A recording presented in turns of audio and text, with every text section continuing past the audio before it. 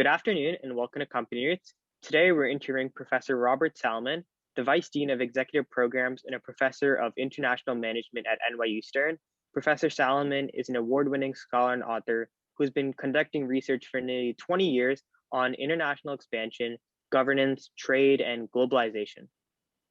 Professor Salomon is also a highly acclaimed educator, having been awarded the NYU Stern Faculty Leadership Award and been described as a favorite business school professor by poets and quants. It is a privilege and we are truly honored to interview today. My name is Shrikar Parsi and I'm a senior at Strawberry Crest High School in Tampa, Florida, and an interviewer and writer for CompanyRoots. And my name is Raul Kavoru. I'm a junior at St. Paul's School in New Hampshire, and I'm the president of CompanyRoots. And so the first question that we always ask is, what are your company roots or your roots, and how they help you in shaping your ideas and becoming the person you are today? Wow, that's a good question. So let me just start by saying thanks for having me. I appreciate it. And Thank you. I'm delighted to have this talk with you guys. Hopefully people who watch it will get some value out of it. So when you say my roots, do you mean where I'm from, my background, things like that? Yeah, that kind of like led to the stage you are right now. Okay. So I am a first generation American. My dad is from Spain. My mother's heritage is Italian. And so we grew up at home speaking English and Spanish. My mother also speaks Spanish. And so I think that background helped influence what I do and my perspective on things. So my specialty is globalization and global strategy. So I study all things global. And I think where that comes from is the perspective that I got when I was a child. So my parents used to send me to Spain every summer, and I used to spend the summers in Spain with my family from when I was about 7 till I was 17. I went every summer to Spain and spent the summer there. I went by myself. I mean, sometimes I went with my brother or my sister, but after a while I went alone. And I just spent the summers with my family. And I just noticed that things were different. People behaved differently. The products in the stores were different. The way the stores themselves looked were different. The way that companies advertised were different. The way that people spoke of companies was very different. And all that stuff, the language was different. And the way you speak, something that's unique to Spain and to Spanish is that Spanish has masculine words and feminine words. And that's something that we in English don't have. So that always, fascinated me. Why is that particular word a masculine word? What do we associate with masculine? Why? Why is that a feminine word? So those are the kinds of things that influenced me and made me curious about countries, about the differences across countries. And it sort of led me to the career that I have now. That's awesome. So like you were talking about the differences in Spain versus America, right? So in addition to serving as a former professor at the USC Marshall School of Business, you've also served as a visiting professor at the IESC Business School in Spain. So what would you say are some similarities and differences you see in teaching business topics specifically to places abroad compared to the United States? So, I would be hard pressed to compare my time as a visiting professor at ESA to my time as a professor at Stern, because as a visiting professor there, it was really just a courtesy appointment. I was visiting Spain on my sabbatical. So I took a sabbatical year, moved to Spain with my family, and they were nice enough to give me an office and let me hang my coat on a coat rack and just hang out and work. And I actually wrote my book, the book that I published in 2016, I believe, or maybe it was I think it was 2016 when it came out. That Global Vision. I did that while I was at ESA. Now, there's one thing that I'll say about a school like ESA or any of the top European business schools. So you have schools like ESA and INSEAD and London Business School and Bocconi in Italy. Many of these schools tend to be similar to US institutions, US business schools. They're very much built on the Socratic method. They often tend to use cases. Classes are defined generally by a discussion between the class and the professor, where there's more conversational type of style. But I will draw a distinction between the kind of educational style that I see in Europe or have seen in the past, is changing a little bit, and the kind that exists in the United States. So in the US, the classroom tends to be a little bit more give and take. It tends to be a little bit more didactic. So you'll have faculty interacting with students, students asking questions, faculty asking questions of students that then hoping to generate a conversation or get answers from students. The students are pulled in more as active participants in the class. Typically, when you think about European schools, or even many schools, many universities outside the United States, they don't typically function that way. They're not as steeped in the Socratic method. And so it tends to be a one-way directional flow of information. I'm the professor, I speak, you're the student, you listen. And classes can go on for an hour and a half where no student asks a question, no student says anything, and the professor just speaks. So it's a very, very, very different style, the very different approach to pedagogy in foreign countries, say, versus the United States. And where I experienced that firsthand was when I spent a semester abroad in Italy at an Italian university, where very much the students just sat there and listened to the professor lecture for an hour and a half. And there was no opportunity for the exchange of ideas. There was no opportunity to ask questions. And there was very, very little opportunity to engage with the material. Right. And so on that approach to teaching, you've been described by the Wall Street Journal as a professor who provides brilliant distilled advice on business strategy.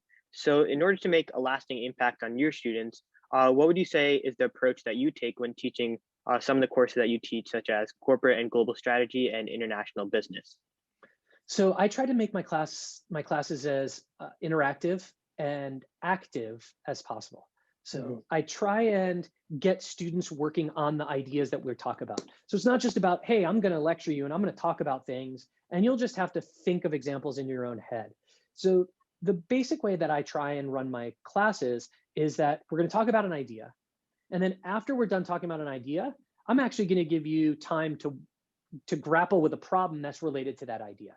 So for example, if there is an issue related to global expansion, I might have you work on a case that's actually going on in the news right now related to global expansion. So a couple of years ago, Uber was expanding all over the globe. So my students walked into class and I just handed out an article and said, here, read this article about Uber expanding across the globe.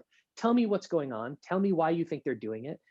Tell me what you think the purpose is. And then we'll engage in a discussion. And then we'll talk about how this relates to the theory of global expansion and the ideas that I'll share about what it means, why companies expand abroad, how companies expand abroad, et cetera. So I try and sort of engage students actively and make them active participants in the class by doing in-class work, and also by having a lot of discussion, peppering the class with questions, because no one wants to listen to me drone on and on for an hour and a half. So I try and pause every 10, 15 minutes and stop the class and ask a question to the class, engage in discussion, then maybe come back and talk about some other things. So it's doing work in class, doing active work, and also a lot of discussion, give and take, a lot of exchange. Yeah, and I know in my class at my high school, we have like a method called the Hardship Method, and so we have like a discussion-based class style in my humanities classroom. So I think that's definitely like a great way of communicating with students and kind of learning other people's ideas on specific topics. Oh yeah, absolutely. And I always tell people there's not a year that goes by that I don't learn something from my students. And I think that's what I love about universities is that, I went into universities because I love scholarship. I love research. I love teaching. I love engaging with other intelligent, people who are trying to understand the world and how the world works. But the best part to me is I learn things all the time. And there's not a single class that goes by that I don't learn something. Yeah, that's so true. Like when you were talking about other places where it's not really like a discussion-based learning experience, like for example, my parents grew up in India and they always tell me like places in rural India, like when you question your teacher or even when you question your teacher or try playing devil's advocate, that's seen as a sign of disrespect rather as a sign of like trying to learn. So that really hinders learning. And I think like case studies, like I have no experience teaching whatsoever, obviously, since I'm a student, but I really enjoy case studies. And I feel that they're very informative since our learning system was based on the Industrial Revolution, right? I think that's where the Bell system came in and everything, like be on time, whereas soft skills aren't really that emphasized in a traditional education system. So like I know that one of the things that you've said is like being change, because change is the only constant, you need to own it. It is a part of everything you do. And you were talking about the case studies and how that really helps staying innovative and staying on top of changes. But are there any other advice you would give on how to constantly stay innovative and adaptive to changes? Yeah, just be open. Just be open to new ideas, be open to new things. You know, it's interesting, Srikar, because I was listening to you talk and you were mentioning your parents and how they grew up in a society where it was, you know, frowned upon to question your teachers, right? It was viewed as disrespectful. And you know, that's very cultural. That's a cultural phenomenon. And it's interesting because the more people you talk to, the more you learn about cultural nuances and how different countries are structured socially that way. And that, you know, this isn't the first time that I've heard this. There are many countries that culturally are similar to that. China is very, very similar as well, right? It's disrespectful to question an authority figure. Your teacher in particular would be one of those. So, you know, how you stay current, how you change, how you innovate is by just staying open. Try new things, be open to new ideas. Don't get set in your ways, because the minute that you do, the world will move past you and then it's too late, right? It's too late to play catch up. Right? You always have to be challenging, pushing, educating yourself. To me, education isn't, you know, a means to an end. To me, education is the end, right? We all should be striving to learn and to experiment and to try new things. You know, I'll just sort of go a little bit off script here. I think that, you know, one of the things that I think, you know, there are lots of issues with the American education system, especially at the K through 12 level.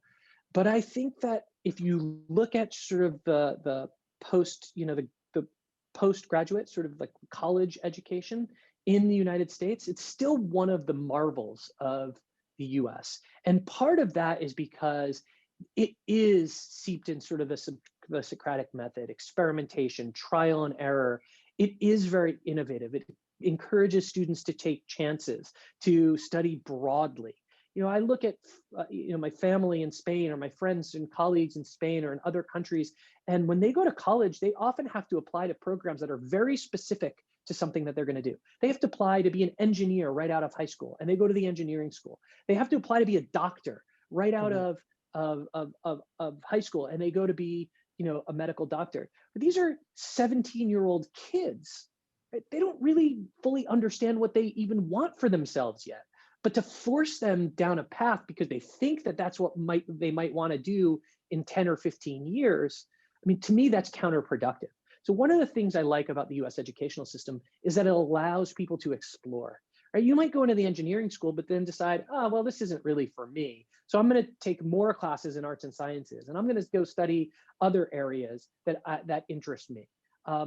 So that's one of the, you know, that is, you know, fundamentally when I think about, you know, liberal arts education, that's the basic idea behind a liberal arts education, is to educate yourself broadly. And then later, once you sort of get a little bit older and more mature and have a better sense of what you want to do, then you choose that thing you want to focus in on. Yeah. And so to me, like the US college system, the university system is still, I think, you know, there's no rival, there's no comparison to it anywhere else in the world. You're so right. Like, I think the intuition behind like third world countries or even like the eastern side of the world and their education system is like, you don't, if you're a doctor, you don't need to know how to code. And like, while that like initially makes sense, there's this really good book called Range, and it by Dave Epstein. Like, I'm sure you would like it if you haven't read it, but it talks about why generalists succeed in an increasingly specialized world and how combining perspectives really help. And like our college system is exactly that, interdisciplinary learning, learning about everything and then specializing on one thing and then using your newfound perspectives to kind of like hone in on one topic and be innovative and make something new. Because like if you're just a laborer and doing something else that everyone else has done, you can't really succeed in the US for sure. So that's like one thing. I haven't read that book, so but if you wouldn't mind sharing the reference with me after this session, I'd appreciate it. Yeah, I'd like to take a look. Yeah, and so kind of building off what Srikar was saying, what specific role do you see culture playing in both economics and globalization, since Eastern countries tend to be more collectivist, whereas Western culture idealizes rugged individualism, but don't really know much more than that? And are there any other cultural factors you see that are affecting economics on a wide scale? Yeah, I think culture is one of the most underappreciated factors that influences business. So most people just tend to make the assumption that, all right, I do business in one way in this country, so I'm just going to go to another country and do it the exact same way. And then when they get there, they realize, oh my God, I made a huge mistake. Yeah. So I think, and that is, you talked about individualism and collectivism, and it's true, the United States is more individualistic, which means that we value the individual. And we tend to put the individual above the group, and individual achievement is something that is valued and encouraged. Whereas if you look at more collectivist countries and generally East Asia more so that, let's say, than South Asia, but South Asia a little bit too, but mostly East Asia is very collectivistic. So they value the group harmony, group dynamics, and they often elevate the group above the individual. So when you think about groups, you could think about groups like families, where often people make decisions that are best for their families, not necessarily for themselves. Whereas in the United States or in Western, more Western countries, more individualistic countries, it's okay for people to just go a different direction than the family, to do something that they think is their own best interest versus something that's in the best interest of the family or the collective. So, it has incredible impact on companies, especially as companies start to move from one country to another. And it happens at various levels. So it happens at the consumer level. Consumers are very different. And the things that consumers want and the way that you have to sell to consumers is very different across individualistic countries and collectivistic countries. Not only how you deal with consumers, and I mean, consumers are like the most important part of the company because they're paying for your products, your goods and services. But it's also how you manage internally. It's also dealing with other people you work with, how to motivate them, how to manage them, how to get them to do the kinds of ththings that you'd like for them to do. Right? And, in the United States, for example, it's perfectly acceptable to have sort of employee of the month, right? You've probably seen employee of the month kinds of celebrations, or the way they select an individual to celebrate as employee of the month. In collectivistic countries, you can't really do that because people do not want to be, they don't want to be put on the spot like that. They don't want to be separated from the rest of the group. It makes them uncomfortable. So you have to be careful in how you motivate employees. So everything from the consumers, like what goes on with the consumers, to what goes on with how you motivate internally, the people within the company, to how you deal with suppliers and others that you transact with for the things that you need, how you negotiate. Right? Negotiation styles are completely different. US individualistic societies tend to be more forthcoming, sharing information freely, a little bit more, right, shoot from the hip. And in collectivistic countries, they tend to be more reserved. They tend not to say no, right? In the US, they tend to avoid disagreements. Whereas in the US, you can say, oh, no, I don't think that, or I don't agree with that. It's perfectly acceptable. So how you sort of interact with other companies or people at other companies as well. So every single piece of the business is affected by the cultural differences that exist across countries. And it's not just cultural differences, it's political differences, it's economic differences across countries. They have all kinds of implications for how you operate there and the likelihood of success. I love it. It was like super cool that you bring that up because like another book, Shoe Dog, it's an autobiography by Phil Knight. And then he's trying to get exclusive distribution rights from this company called Onitsuka. This Phil Knight, by the way, is the founder of Nike. Of Nike, right? Yeah, and then he's trying to get exclusive distribution rights from Onitsuka in Japan. And then he goes there and then thinks like, this is going to work the same way as the US. I'm just going to tell them all my earnings, tell them all my profits, losses, everything. And then hopefully I make the deal, right? But like, he doesn't hear back from them. He doesn't get a no, but he doesn't get a yes either. So then on his next plane right there, he reads a book. I think it's like How to Trade with the Japanese, or like How to Negotiate with the Japanese. And he learns like customs, traditions, gift offerings. Like those things are super important when you're trading with like Asian countries. So I just thought that was super cool. And like, based on your experiences, are there any like other cool traditions or customs of countries outside the US that you think like future business leaders should follow? I haven't really thought about that. I don't know if there's any, I would say prescriptively that they should follow, because, prescriptively what's acceptable in one country may not be acceptable in another country. So you have to be really careful about making prescriptions like you should do this. One of the things that I've always appreciated, so let me give you an example of a custom that I've always found fascinating is, so in India, they celebrate, I guess, Teachers' Day, which is sort of something that I had never even heard of. I know it exists, but it's not something that you typically hear about here in the United States. But on Teachers' Day, even now I get emails and letters from students of mine who are of Indian descent or living in India, thanking me for teaching them, which I think is kind of a really cool custom. So that's something that, it gives me the warm and fuzzies, makes me feel good that they still remember me. I don't know, I've taught, probably 2,000 students at this point, and you're always tickled when you learn that they still remember you, which is kind of cool. But then to go out of their way, I mean, to take time out of your day to write a letter to somebody, thanking them for teaching you, that I've always found to be really nice. In South Korea, they have a tradition where they tend to give the little gifts of appreciation. And so I have some of those peppered throughout my office.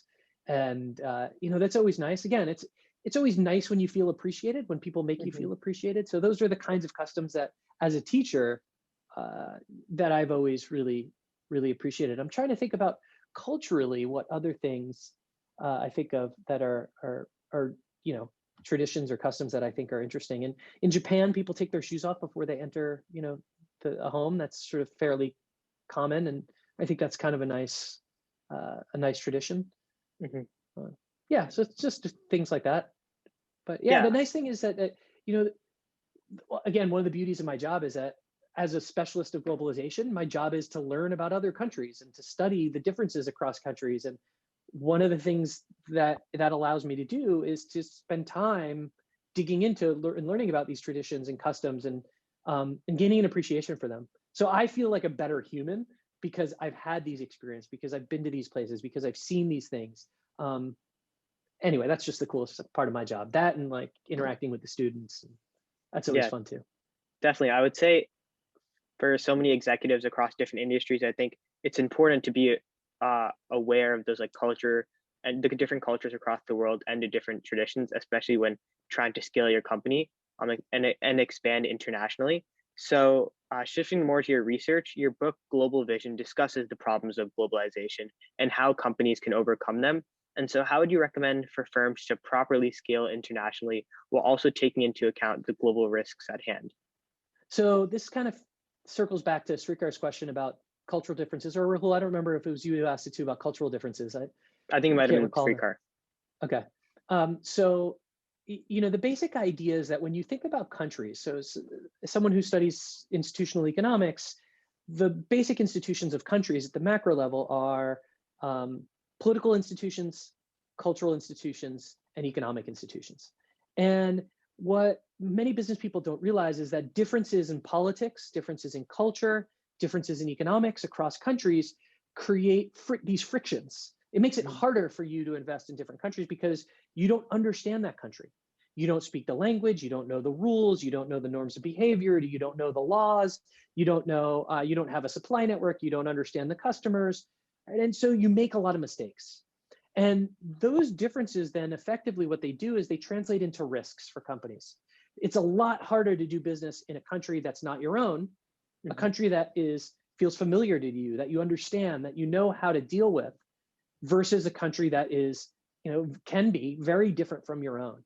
And so the first step, and I talk a little bit about this book, is like understanding what those differences are, understanding what the cultural differences between your country and the country you want to do business in is, understanding what the differences are in between the political environment in your country and the political environment in the country you want to do business. Understand the differences in the economic environment of your own home country and the country that you want to do business in. That's the first step. But then over the last few years, what I've been working on actually, probably for about 15 years or more now, is, the one thing about living in an increasingly data-oriented world is that more and more and more better data are available every single year. And so now there are measures of this stuff. So there are measures of cultural institutions, there are measures of political institutions, there are measures of economic institutions. And so if you take measures from one country of politics, economics, and culture, and you compare them to measures of institutions, politics, culture, and economics of another country, you actually can compare the institutional measures and you can create a risk metric that tells you how risky is it going to be to do business in this particular country. So if you look at the culture, the politics, and the economics of the United States, it looks fairly similar to the culture, politics, and economics of Australia. Mm-hmm. Right? And so the risk for a US company of doing business in Australia is relatively low. Now, if you look at the culture, the politics, and the economics of the United States, and look at the culture, politics, and economics of Russia, they look very different. And so when you compare the institutions, they're very far apart from each other. And so you can use that as sort of a proxy to estimate what the risks will be of doing business in a particular place. And so what I've been working on is how do we take these measures of institutions and use them to price the risks, and to price the risks in a way that will be meaningful to companies, be meaningful to managers, so that they understand what those risks will be. And if you understand what they'll be, then you can take the appropriate, the appropriate measures to protect you and to overcome those risks. So that's what my book is about, and that's encapsulated the last 15 years or so of my research. Yeah, That's awesome. I want to major in computer science in college, especially because the amount of data that we get every day is exponentially increasing, and then the efficiency and the potential of data is also increasing. So I think that algorithms are everything. And if you can build an algorithm, like for your problem, for example, determining like the risk factor of conducting business in another country, like 100 years ago, that was impossible. You couldn't factor in every single geographic location, but now with computers and efficient algorithms, like we can do that, as you were mentioning. Yeah. And I was doing some research into your work, and I actually found like one of the tweets. I don't know if you retweeted or tweeted it, but it was talking about how because of COVID, there's now a correlation between the number of deaths and the percent decrease in GDP.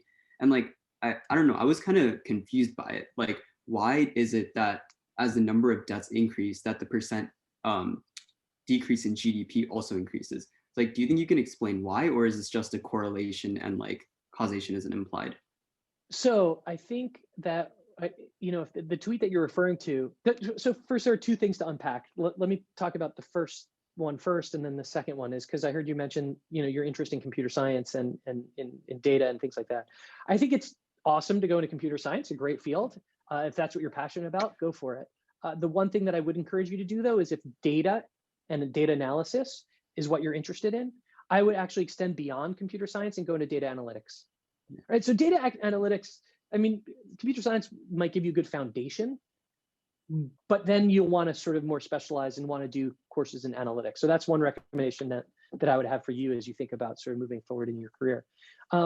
Now, the question about, I'm going to have to go back and recall that tweet. It was an article that appeared in the Financial Times, I believe, that I tweeted. The basic idea is that those countries that did a better job of shutting themselves down, right, and effectively shut themselves down, had a shorter negative GDP drop and then a higher spike after they effectively had a lockdown. So you look at countries like New Zealand, Taiwan, China, I'm trying to think of some others. Australia. Right? Indonesia was another one. Indonesia, was it? Mm-hmm. Yeah. So if you effectively shut down and took care of COVID and were serious about the lockdowns, your economy rebounded much more quickly. Okay. And so you saw that in GDP. If, however, you had all these half measures and people really didn't follow the lockdowns, and so a lot more people got infected and unfortunately a lot more people died, well, what happened, unfortunately, is you sort of wanted to try and keep the economy open, but by keeping the economy open, more people got sick, more people got scared, more people ended up staying inside and then not engaging in economic activity. And so a prolonged downward slide or downward effect on GDP was longer and steeper. So that's basically the idea behind those data. Yeah, that makes sense. Like the initial closing down and then the reopening. Because like to me, what I understood is like if you close everything down, then your GDP will fall, but the number of deaths will decrease. So I saw that as a positive correlation instead of a negative correlation, whereas a graph should have a negative correlation. But like now that you explained that it's an initial close down, but then reopenings, then that makes more sense. Yeah, and I think it was also public. I think it was also about public safety measures, not just deaths. I think it was also like those countries that enforced greater mask mandates also had a lower drop in GDP, fewer deaths, obviously, and the GDP, the economy rebounded more quickly than those countries which did not have mask mandates and things like that. Like, and I think that also has to do something with culture, because like in Eastern countries, when authority speaks, you listen. But in the US, for example, like we're proud of our individualism, which I think is really good. But I think in times like this, when everyone needs to wear masks for COVID to go away, I think collectivism is good, like even if it's just a little of it. Well, I don't know. You tell me. You're in Florida, right? So, Florida's been different than the rest of the United States in its approach, or at least to the rest of the Northeast, certainly.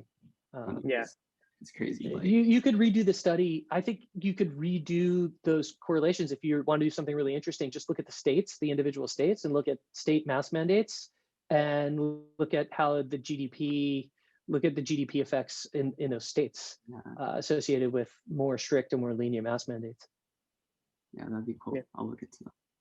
I was actually looking at your faculty insight video, I think on the NYU Stern page, and I think you were delineating some terms on globalization and specifically how the pandemic is affecting expansion. And so what would you say are like some of the ways that the pandemic did affect globalization, and what are some of the long-term implications with these trends? So here I'm going to give a plug to my colleague, Steve Altman, who is head of the Globalization Initiative at NYU Stern. And I study globalization, but he actually studies the globalization flows.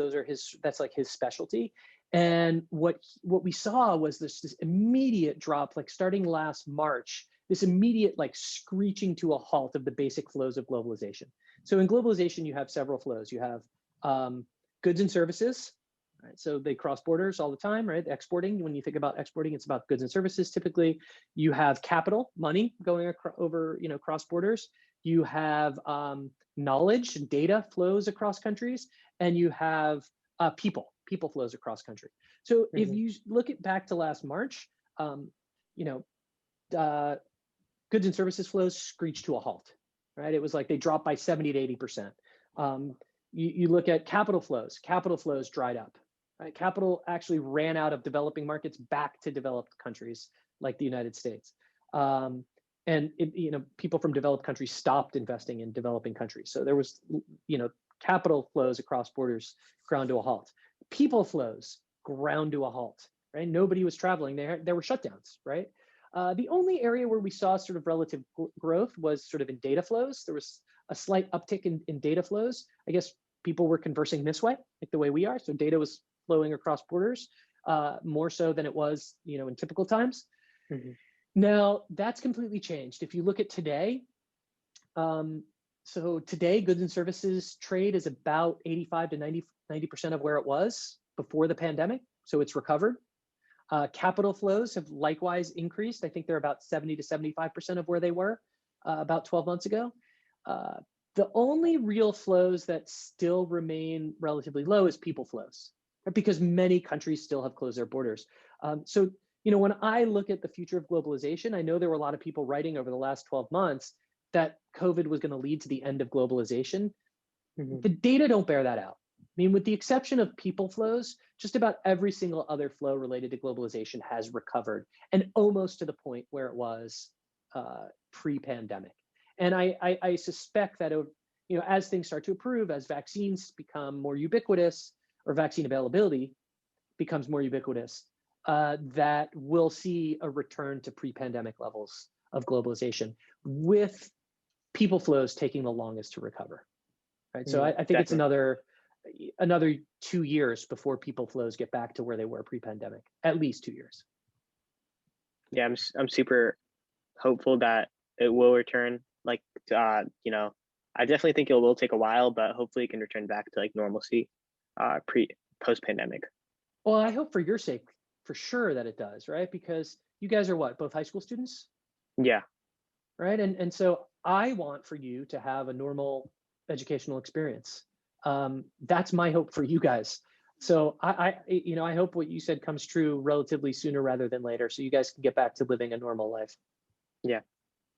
I hope so too. So shifting back to education from your research, on a more positive note, what do you love in serving as both a dean and a professor? And do you see any similarities between the two roles?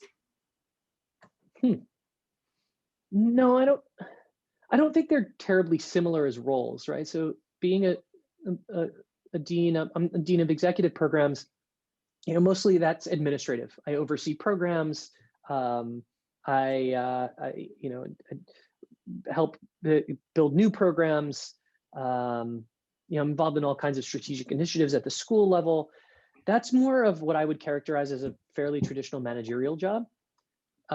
Now, having been a teacher and been inside the classroom and understanding how the university works and how our programs work, it helps me do that job better. But I think that job is very, very different than being a faculty member. So at being a faculty member, especially at a place like Stern, which is a research-based institution, your primary responsibilities are research, which is the largest part of the responsibility, and teaching. And as an administrator, as a dean, I do a lot less of that than I used to in the past. I still teach a little bit because I always like to maintain my connection to the classroom. I still am trying to be engaged with my research, and I'm still working on research with colleagues, but it's not like it used to be. But the kinds of skills that make you a good teacher don't always translate into the kinds of skills that make you a good administrator, and vice versa, right? I don't think they're necessarily the same kind of skills. They're not necessarily incompatible, but I know people who are amazing teachers, but they just, either because they don't want to, or they don't, it just doesn't translate. They wouldn't make great administrators. I also know amazing administrators who, don't make great teachers. So it's not always, they are very different skill sets. Yeah, I'm sure they're very different, and it must be like super exciting being able to serve in those two different roles and impact the Stern community. Yeah. I mean, it does. It has its moments. I mean, just like every other job, I think that there are elements of it that you love, and there are elements of it that you find challenging. And being a dean certainly has its challenges.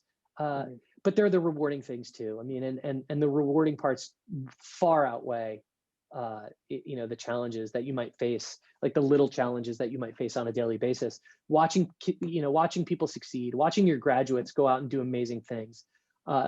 Going and learning about all the things that they've done and where they've been and what they're doing. That stuff is amazing.